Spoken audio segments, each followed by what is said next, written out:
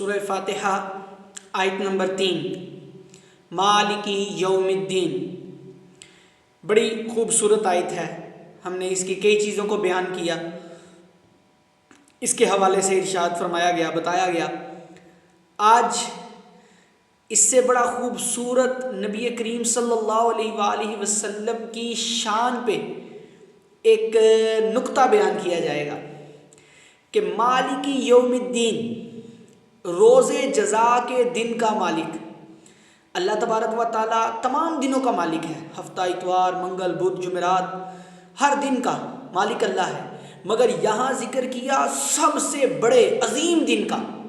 تو اس سے پتہ یہ چلتا ہے کہ جب نبی کریم صلی اللہ علیہ وآلہ وسلم جو اللہ کے خاص پیغمبر، رسول اور بندے ہیں، ان کا جب ذکر کرنا ہو اور کسی بھی ہستی کا ذکر کرنا ہو تو وہاں پھر یہ نہیں کہا جاتا، اس کی نچلی کیٹیگری کو نہیں بیان کیا جاتا، بلکہ اس کی اعلیٰ شانوں کو بیان کیا جاتا ہے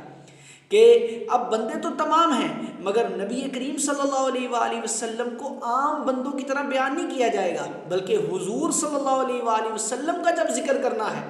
تو اس وقت پھر ان کی اعلیٰ شانوں کو بیان کرنا ہے، ان کے امام الانبیاء ہونے کو بیان کرنا ہے، ان کے رسول مجتبی ہونے کو بیان کرنا ہے، ان کے نبی کریم صلی اللہ علیہ وآلہ وسلم کے کمالات، اختیارات، معجزات، ان چیزوں کو لے کر اعلیٰ شانوں کو بیان کرنا ہے، نہ کہ عام شانوں کو بیان کرنا ہے۔ ان کی تو ہر شان ہی اعلیٰ ہے۔ اگر جب بھی کسی کا ذکر کرنا ہو تو یہ نہ کہا جائے حضور کے بارے میں کہ وہ تو ہماری طرح تھے یا وہ تو ہمارے جیسے بندے تھے، نعوذ باللہ، بلکہ یہ کہا جائے کہ وہ تو امام الانبیاء ہیں، وہ تو محبوب خدا ہیں، وہ تو بڑی اعلیٰ شانوں والے ہیں۔ مالک یوم الدین جو کہا گیا، اس سے اللہ تبارک و تعالیٰ نے یہ درس دیا کہ جب کسی کا ذکر کرنا ہے تو اس کی اعلیٰ شانوں کو بیان کرنا، اس کی بڑھوتری کو بیان کرنا، جو نیک ہو، جو شانوں والا ہو، جو عظمتوں والا ہو۔ اور نبی کریم صلی اللہ علیہ وآلہ وسلم کی شانوں سے کون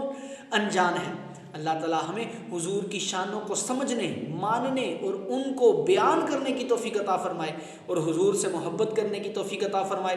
آمین بجاہ النبی الامین صلی اللہ علیہ وآلہ وسلم۔